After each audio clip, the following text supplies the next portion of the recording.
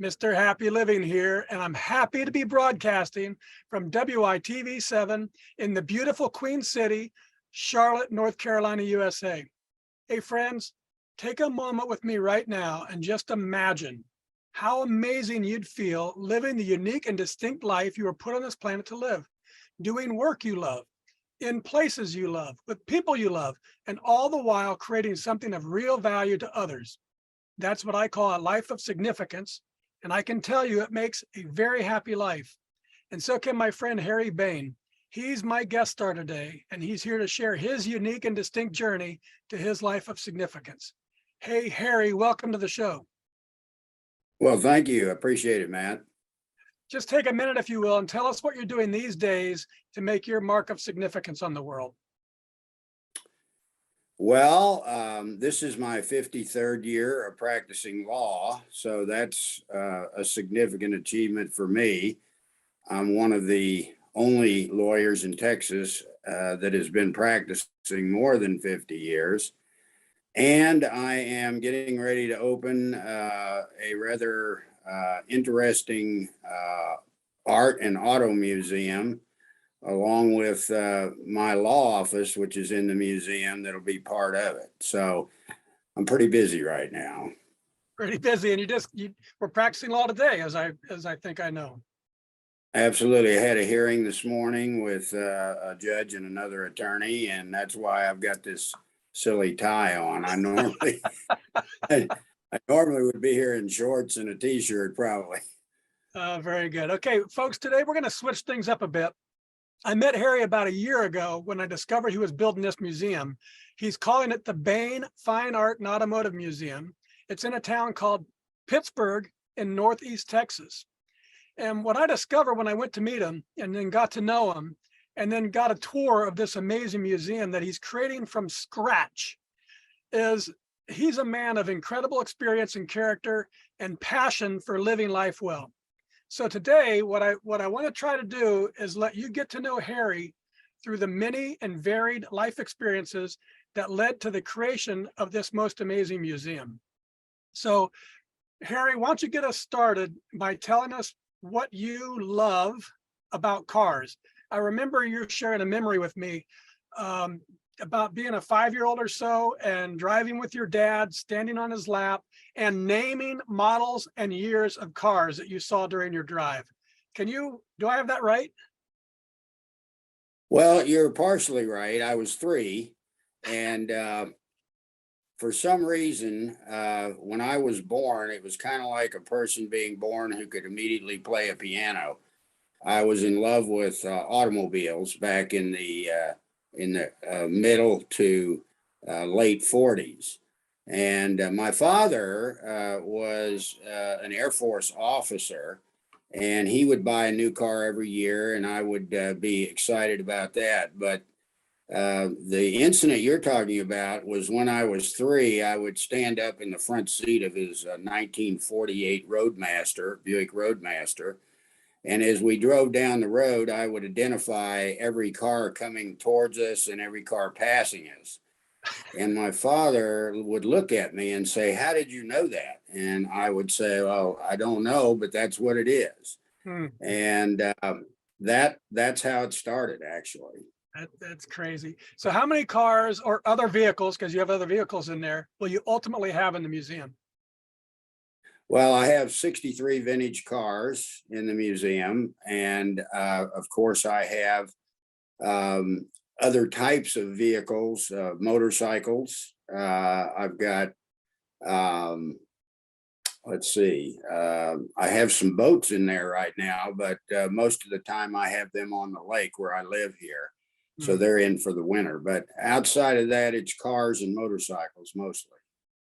Very good. And weren't you just hauling another one home yesterday? Yes, I picked up from Dallas from the guy that does a lot of work with me. He's a mechanic and has a really fine shop. A 1970 Gran Torino GT 429 Cobra Jet. So it's a pretty sought after muscle car. Awesome. So Harry, what's the fastest car you have? Well, I have 4 cars that'll go over 200. So I've got a Ford GT, 2005 model. I've got a 2007 Carroll Shelby GT 500. I've got a 2001 Dodge Viper ACR GTS, which is a racing Viper. And I've got a Corvette ZR1. It's stock, but it's 630 horsepower, so it'll go over 200 as well. Goodness. So which is the most expensive car you have? Oh, really? You talking about for value or what I paid for? For value, for value. I don't know the answer to that question. I've got a 1931 Avon boat-tailed roadster, which was a predecessor to the Austin Healey, and it's one of only 3 left in the world, so it's pretty valuable.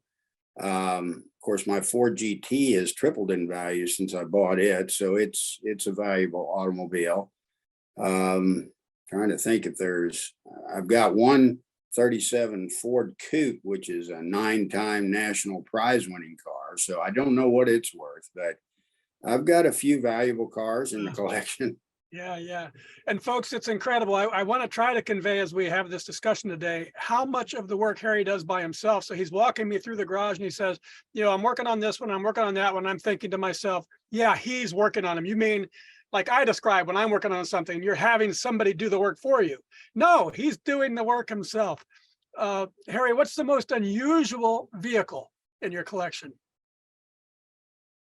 Wow, that's a tough question. I Let's remember a see. truck. I remember an interesting looking truck and Oh motorcycle yeah, with a machine gun on it. yeah, I've got a 1931 Model A Texaco Wrecker, and it's fully restored just as it was in 1931. And if I don't make it as an attorney, I guess I can make it as a wrecker driver because I have the equipment. Very good. And speaking of Texaco, you have explained what you've replicated beyond the truck in your museum. Yes. Well, I have a separate building right across from the museum where we restore cars and do maintenance work on the automobiles. And I built it like a 1950s Texaco station. Texaco was a Texas company, and it had a plan for all its stations. So I took that plan and I built this service station as a place to restore cars. And it's a little bigger than a normal Texaco station. They would only have like 2 bays, but I've got 5 bays in there, and we do a lot of work in there. That's great. It's so amazing to see, folks. It's like going back in time. Okay, before we leave cars, tell us a story about one of your favorites. How you acquired it, or crazy acquisition, or just one of your favorite stories about one of your favorite vehicles. I can tell you one of my most embarrassing and difficult moments with a car, if you'd Perfect. like. Yes. In 1986, my wife and I were getting ready to have our first child. She was 9 months pregnant at that point and ready to pop. And I had gone to a swap meet, the 3rd largest one in the world in Texas. And while I was there, I spotted a 1967 GTO 4-speed. And it was a car that I had coveted for many years. And the fellow who had restored it from Oklahoma, he had done it just exactly like one that my roommate in law school had. And of course, when I was in law school, I used to double date in that car with my roommate. And I really coveted the car. I know it sounds bad, but I wanted that car really bad. And so when I saw this car, it was a duplicate. It was an absolute duplicate of the car in law school that I used to ride in. So I came home and I told my wife, I found a car, I'm interested in buying it. And she said, for the only time in her life, don't buy the car. And I thought, well, okay, why? Well, we're getting ready to have a baby. I don't have a job, and you have just left your job with the federal government and have opened your law practice, and we just can't afford to do it. So I said, well, I'll take that advice under consideration and then I'll make a decision, which was probably not really a good thing to do. But I went back, and the next day the guy, wanted to sell it and I wanted to buy it. So I ended up buying it and I put it in my museum in Dallas that I had at the time. And my wife never even knew it until about 4 months later. And when she found out, she didn't say anything, but I came home from work every night for 3 months with my dinner on the table and no discussion regarding it. So it's kind of a sore subject. I see. I don't blame you. So last thing on cars, what do you want visitors to experience when they're in your car museum? Well, I'll tell you what, I think I've been fortunate enough to know the car business pretty well. And so I have bought one of every car that I know other collectors would like to have because I love them. And the reason that I do is probably because everybody else does too. So when they walk into the museum, they're going to see a collection of muscle cars, hot rods, foreign exotic cars, race cars, all of whom they're going to be interested in. And I love to watch the twinkle in their eye when they see the car and they see how pristine it is. And they remember back to a time when they either wanted one of them or had one of Yeah, good stuff. them. All right, Harry, let's move on to talk a little bit about your military education and career. So Okay. what did you do in your military education and career? Well, as I told you, my dad was a military officer, and he rose to the rank of general, even though he started as a private in the Army. So he did very well for himself. He was a World War II pilot. So I always wanted to be an Air Force officer, and I went to the Citadel in Charleston, South Carolina, which is the second oldest military college in the United States. And I graduated from the Citadel in 1967, number one in my class. And that was right at the height of the Vietnam War. So they needed lawyers to try court martials for people who had committed crimes during Vietnam. And instead of going to Vietnam, directly, they sent me to law school. And I went to SMU and in Dallas, and I graduated in 1970. And at that time, I was a captain. And so I immediately went to Washington, D.C. and started trying court martials. And that's how my military career began. Very good. Can you give us one of the great big highlights, or two of them maybe, from your service as you look back at your time in the service that you recall or that shaped your life, or just one or two big highlights? Well, I guess one of them was my first trial as a military lawyer. I had just passed the bar. I had just gone to Washington, D.C. I was stationed at Bowling across the river from the Pentagon. And a young man came in to see me, and he had been accused of committing a crime and needed a lawyer. And at that time, if you were reasonably available, he could choose you. So he chose me. And I told him, I said, you do not want me because I've never tried a case in my ever loving life. And your life's on the line. You could end up in Leavenworth. And I don't want to have that responsibility on my plate. He said, no, I want you as my lawyer. So I took the case. It was a 2-day trial, very much like the courtroom in To Kill a Mockingbird. The captain of the honor guard for the United States Air Force was his accuser, and he was accused of bringing dishonor upon the United States Air Force. How old were you? I was, 25. Okay, so this is big. This is big because the Air Force Honor Guard is one of the premier organizations in the Air Force, and the captain of the honor guard was accusing him of bringing dishonor at a military funeral in Arlington Cemetery. Mm. So I thought, okay, if you're going to choose me, I'm going to turn into F. Lee Bailey, because I don't know what I'm doing. So I prepared that case like it was a huge murder trial, and I ended up winning it. And when I won it, the whole courtroom just broke into clapping and cheering and everything else. And my client, he was so relieved, and I was more relieved. So that was a very big thing for me. My first military trial where a gentleman put his whole faith and trust in me. That's awesome. It gave me goosebumps. So one last question on this part. What did your military service teach you that you're still using today to get this museum created and completed? Well, I went into the Citadel Military College as a boy, and I came out 4 years later as a man. And it taught me a lot. It taught me honor. It taught me integrity. It taught me honesty. Even though I was much like, the guy in Happy Days. I mean, I was a really good kid.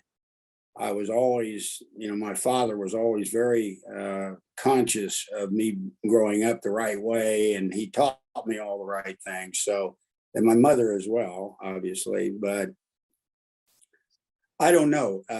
When I left the Citadel and I went into the Air Force itself, I just swore I was going to do the best job I could do every day for whatever it was and for whoever I was doing it for. That's great. Okay, Harry, let's take a quick break to let our sponsor spread a little love with our audience. Okay.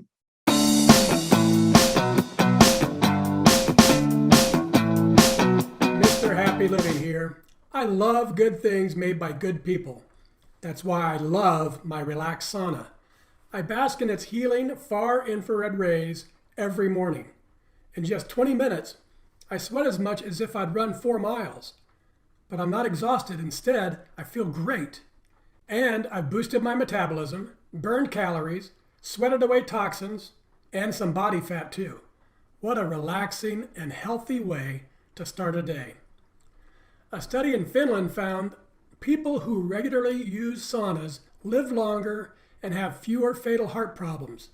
So get the benefits of a sauna in your home for your family too. It's surprisingly affordable, it's portable, and it fits nearly anywhere. Go to happyliving.com and select Partners in Happy to get $100 off any purchase of $1,000 or more. And I'll donate another $100 for every order placed during the entire month of December to WYTV7. So here's my idea for you. Get a relaxed sauna for yourself this holiday season and give another as a gift.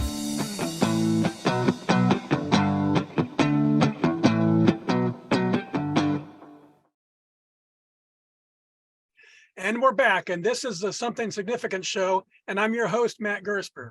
And my special guest star today is Harry Bayne, and we're talking about the incredible experiences that he's had in life and how he's using them to build an amazing museum to share and inspire and educate all who come to see it. So Harry, I recall that you worked for, is it 4 different presidential administrations? Is that correct? That's correct. So which presidents did you serve? Well, in early 1972, I was sent over to the Economic Stabilization Organization, which was formed by President Richard Nixon to counteract double-digit inflation. And I was a chief counsel for one of those divisions. So I worked for Richard Nixon for about 2 years before he left office. And the others? Then I transitioned over and I got a job as the assistant regional counsel for the Federal Trade Commission under Gerald Ford, President Gerald Ford. and I worked for the FTC as the assistant regional counsel in DC for 3 years.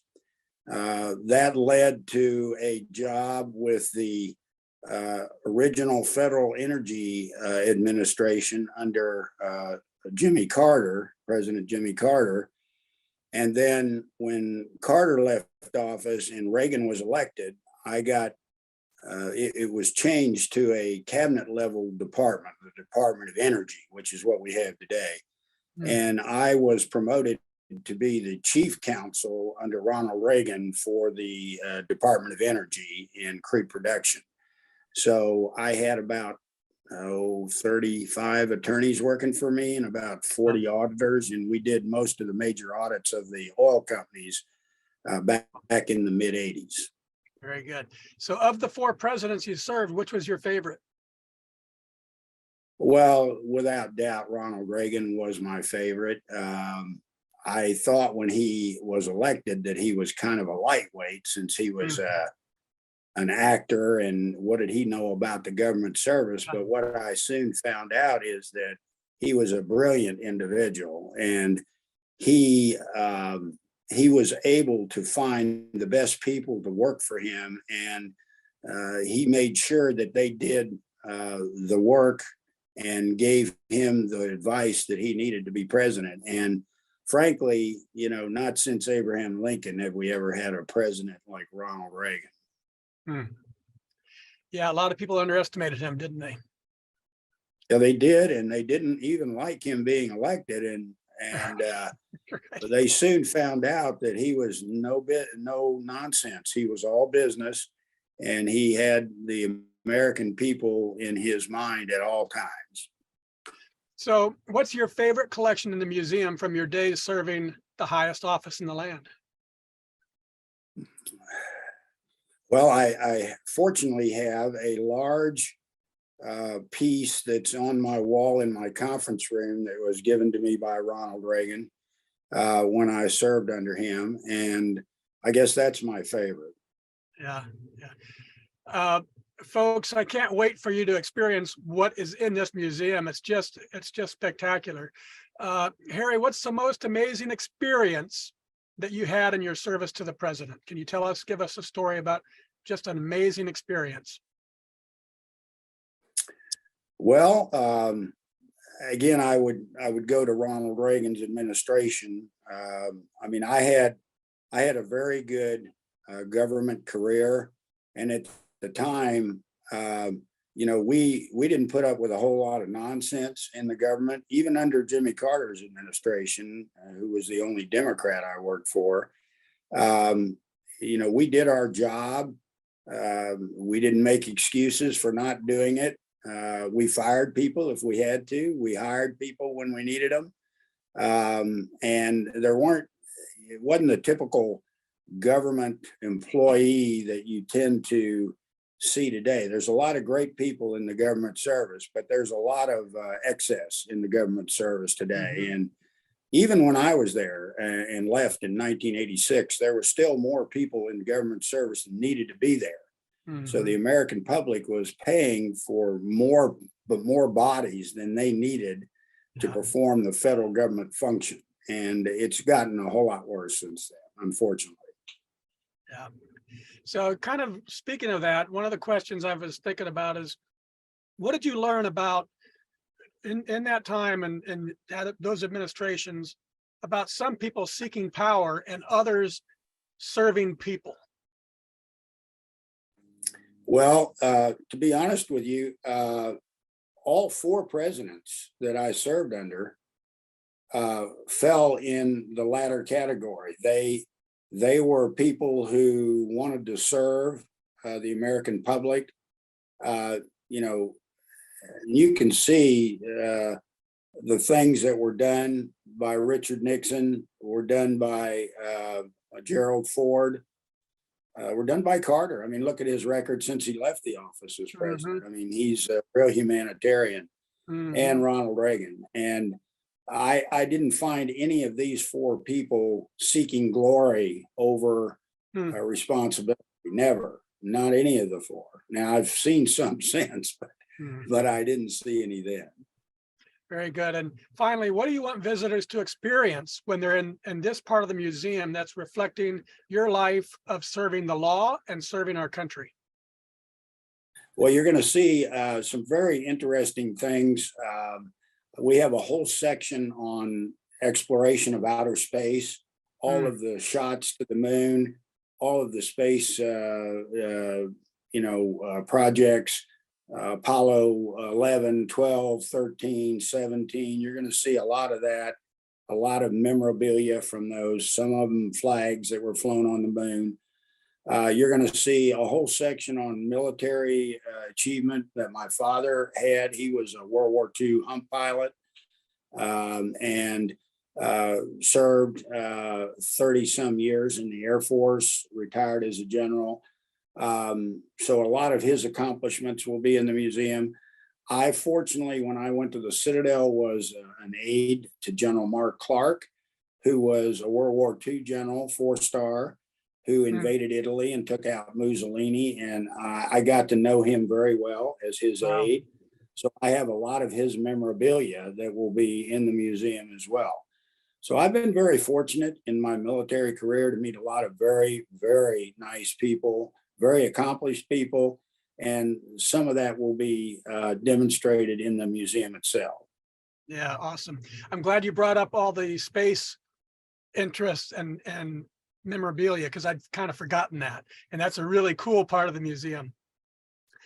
Okay, so let's move on to African art and adventures. So what drew you to be a collector of African art?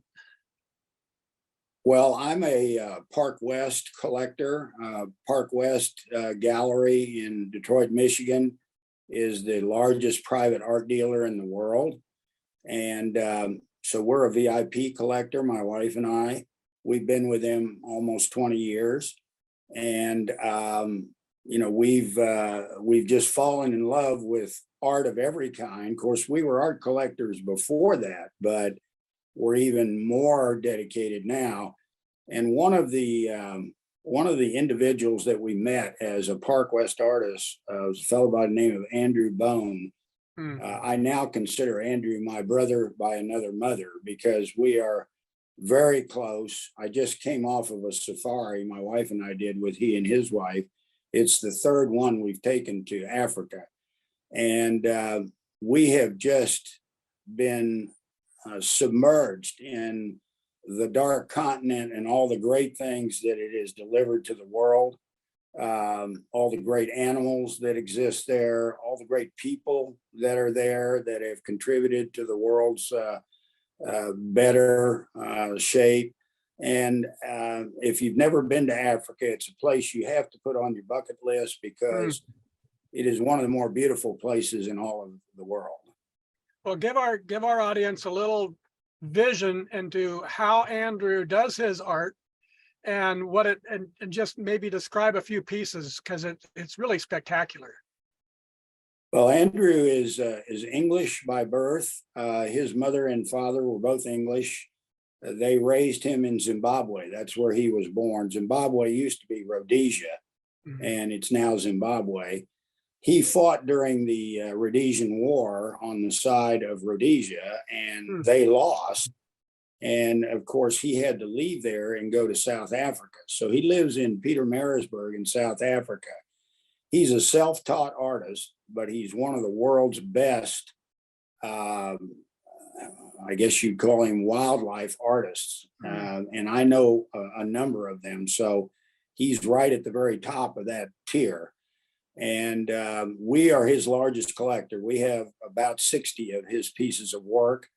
And all of those are in the museum, along with other African artists and African artifacts. So we have sculpture, we have actual taxidermy of some of the animals that I obviously wouldn't hunt, but I have procured from other collections in the world, so that people who never go to Africa, like older people or maybe even young people who have never been there, get a chance to get up close and personal with one of these animals, and they are truly extraordinary.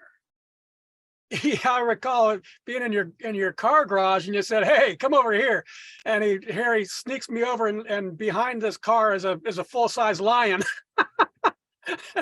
It's True. kind of overwhelming. That'll be in one of the rooms in the museum, actually, Yeah, because really want to see the look in a child's eye when they yeah, peek around the corner and see that lion standing there. yeah. It's something else.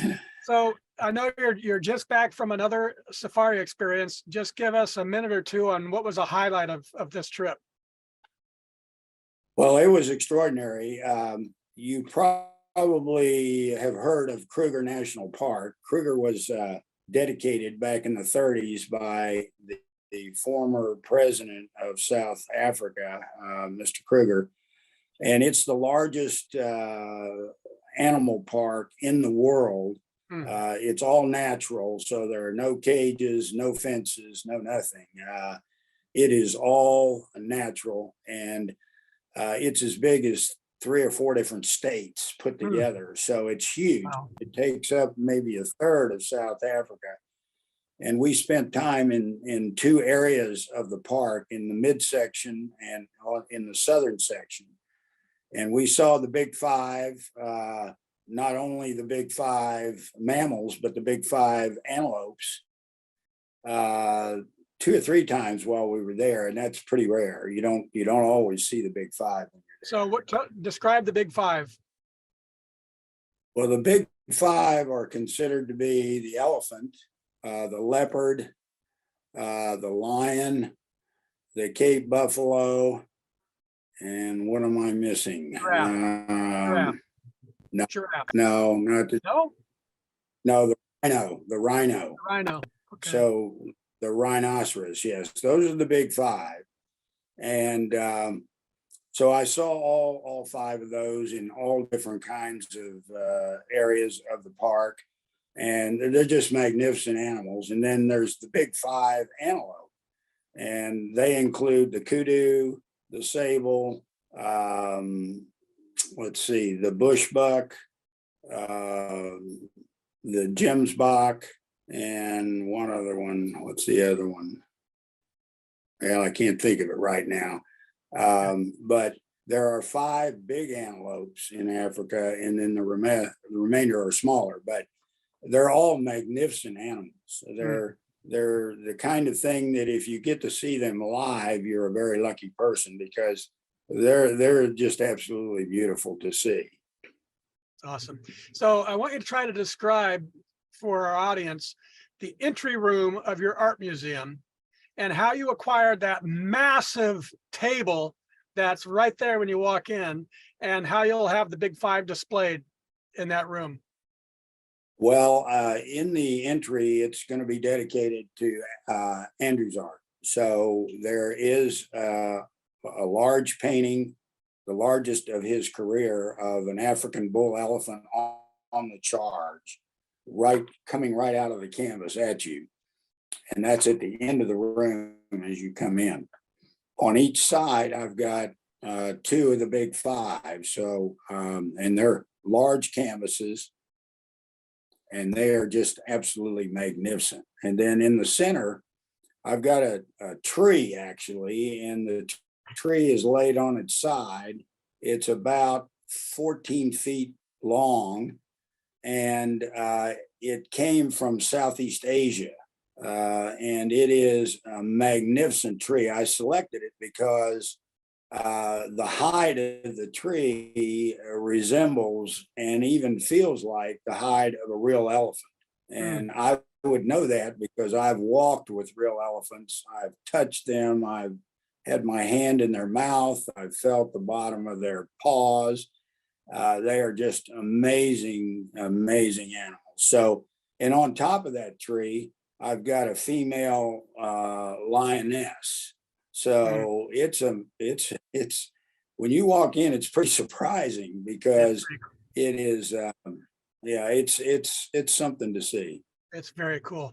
So last thing on African art, what's your single most cherished piece that you have in the museum? Of African art, Yeah. Well, I suppose it's Andrew's largest piece, the elephant, although I also have his largest bird painting, and birds are very important in South Africa. There's over 500 bird species in the continent of Africa, which is more than any other continent on the planet. And the most important bird of all, which you probably wouldn't guess, is a vulture, because vultures are what keep the continent of Africa clean. And he did a magnificent, huge vulture with about a 12-foot wingspan that is up high on a wall in one of the African rooms. And I've never seen anybody do a job like that with that animal, but it is unbelievable. Very cool. Okay, let's move along to the masters and all the rest of the art. So Harry, how many total individual pieces are in the museum? You talking about artwork? No, the whole thing. Art, law, cars. Okay, if I take fine art, legal art, and car art, there's probably about 15 to 1700 individual paintings. Very cool. And is it true that you've hung nearly every piece yourself? I've hung every piece myself.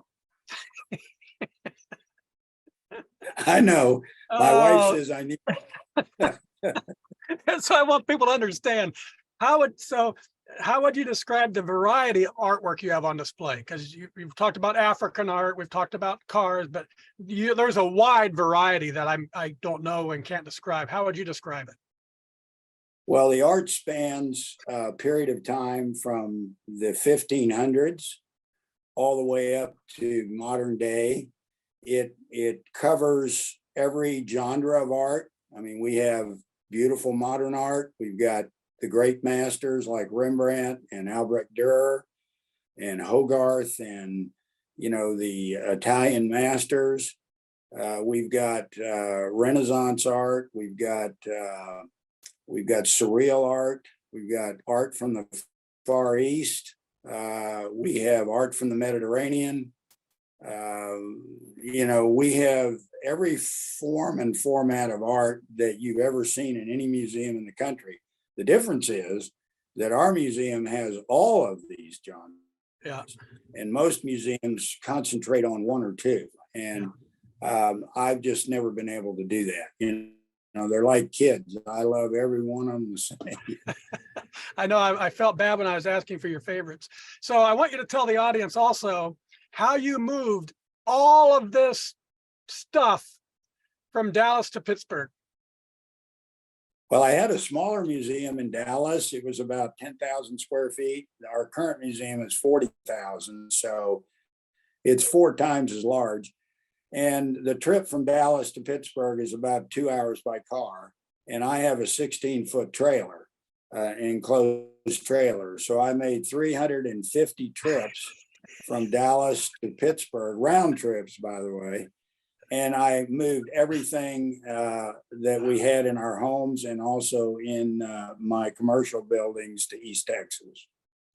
Folks, I hope you're getting a picture that this guy has not only done a lot of stuff, but he does everything himself. He told me 350 trips by himself. Yeah, I wrote every one down. I've got a list of every trip and how long it took. I love it. So I want you to tell us some of the work that you've done in the museum with your own hands that would surprise people. Because I remember I came down to see you once and I walked into your office and you were in the back and I kind of saw like peering through at the Wizard of Oz behind the curtain, and there you were ironing something. So I've just been amazed at all of the different types of chores that you do. So just give us a 4 or 5 or 6 that would be unusual for an experienced lawyer such as yourself to be doing himself. Well, of course, I work on all the cars. I restore the cars. I don't do everything on every car, but I do the majority of the work on most of them. I built a separate shop just recently for woodworking and metalworking, and I'm doing all the displays for the museum right now in that shop, along with all the furniture refinishing. I've been refinishing furniture since the early 70s, and I've done several hundred pieces. But I'm doing all the antique pieces that are going in the museum. And when I finish one, I start on another, and when I finish it, I start on another. So I'm doing all that. I'm restoring a vintage 200-year-old piano right now, an upright grand that'll be in the entry to the law office. And I just work on everything that goes in. If there's any damage to a frame, I fix that. I reframe. I do whatever needs to be done to get it in what I call perfect shape. Yeah. Harry, I just love seeing you light up when you talk about all the various aspects of thinking about and designing and building this unique and distinct, I'll call it a one of a kind, only Harry Bayne could have built it museum. And I want you to Well, I want you to finish this with, how are you going to feel when you imagine how do you feel when you imagine the first guest walking in on opening day? well, I'll tell you, I had a smaller museum, as I said, in Dallas, and I designed that one and had it built. And then when we moved out here to East Texas and bought our home out here, I started looking for land for this museum, and I found it right down the road from me. So I can go from my house to the museum in my golf cart. It makes it really easy. But I actually designed the museum. I drew it on an 8.5 by 11 sheet of paper that I'll have framed in the museum. I told my wife I thought we needed to build a museum to share what we had accumulated with the public.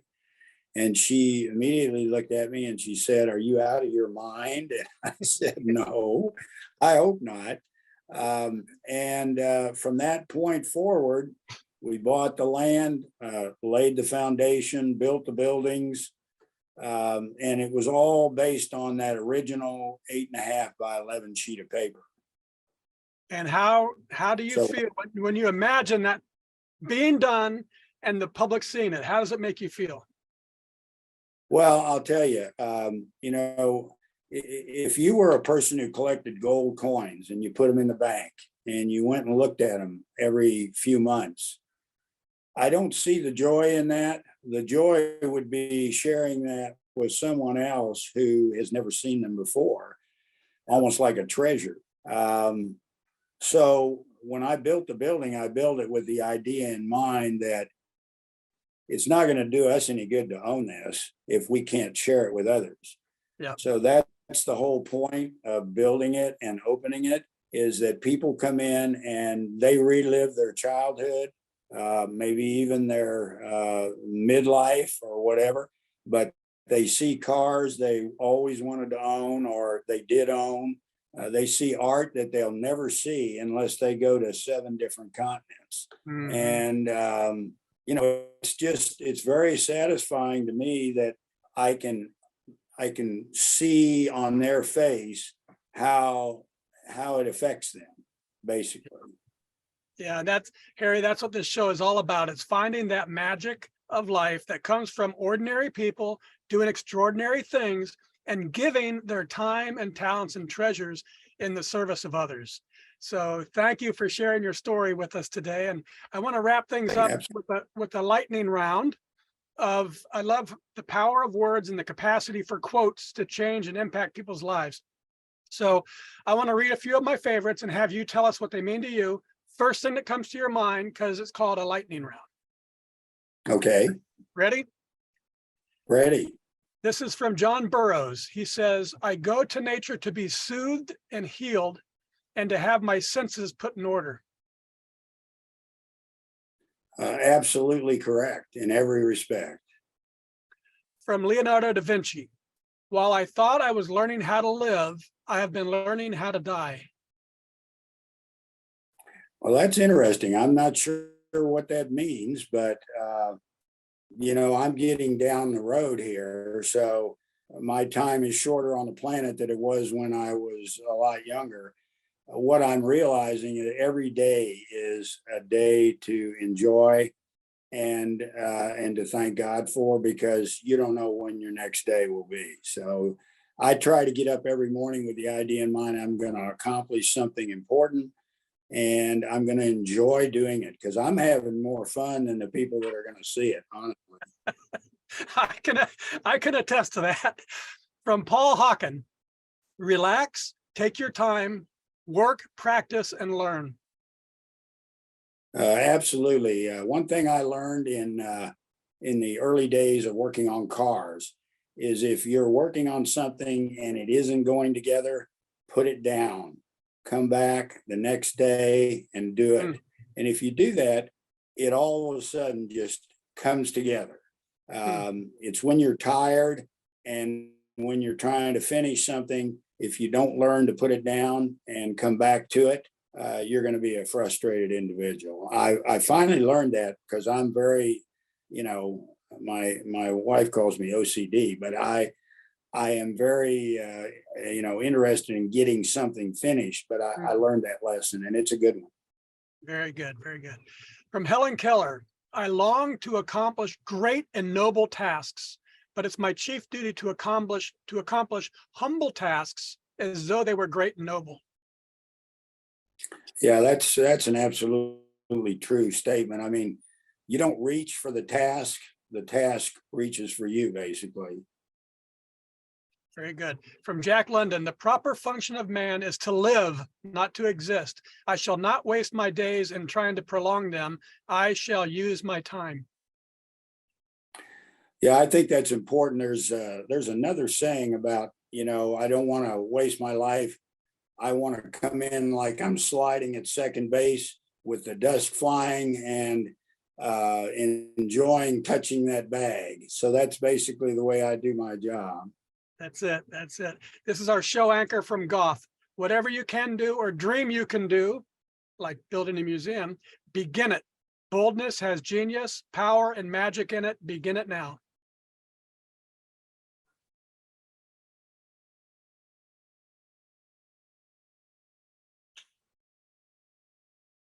Oh, you froze, Harry.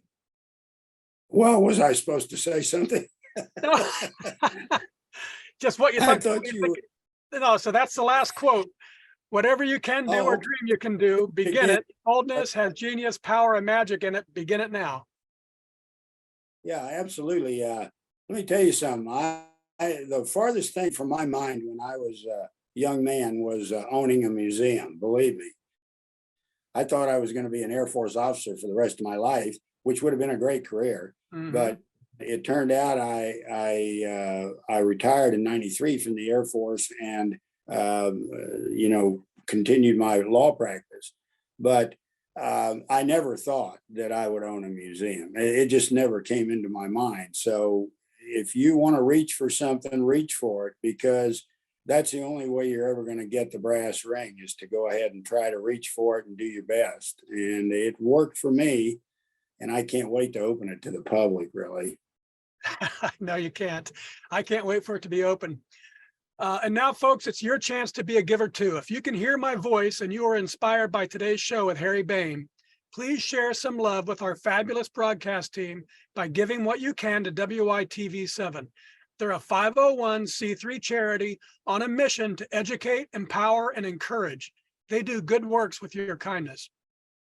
Harry, I love your passion for cars and art and Africa and the law, and I admire the Herculean effort you're making to create a very unique and super cool museum from scratch, literally from the ground up, seemingly with your bare hands, as an inspirational gift for any and all who will take the time to come and experience it. And I'm super happy that you've shared your dynamic energy and spirit and love of life on our show today. Will you please take a minute or two and share any parting remarks you'd like to leave with our audience? Well, I really want to thank you, Matt. Getting to know you has been very, very interesting. And as you know, you and I are partnering on a project in the museum.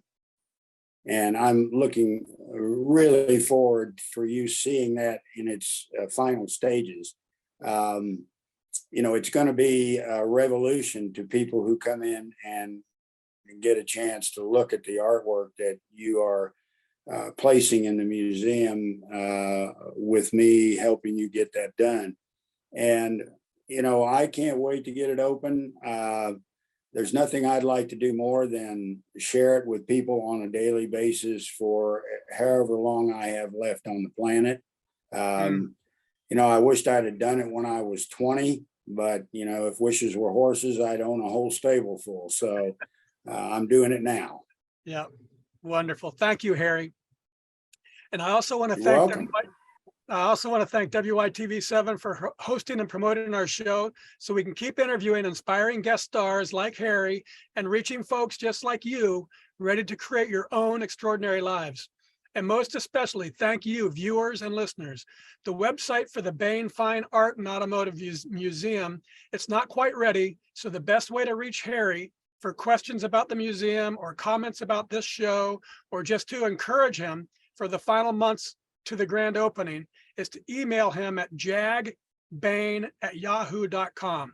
So that's Jag, J-A-G, his last name Bayne, B-A-Y-N-E, at yahoo.com. One more time, all one word, J-A-G, B-A-Y-N-E at yahoo.com. And from me to you, dear friends, I love you and I want you to be really, truly, deeply happy. So I want you to go to happyliving.com and take our happy quiz. Because when you measure your happy, you'll focus attention on it, and focusing attention on it inspires change and learning and improvement, all to flow right into your life. And once you take the quiz, and it only takes a minute, I hope you'll give some thought about what you and I can do together to improve the happy of your world, one person at a time. Till next time, I'm Matt Gersper. You are awesome. And this is the Something Significant Show. And we're out. All right.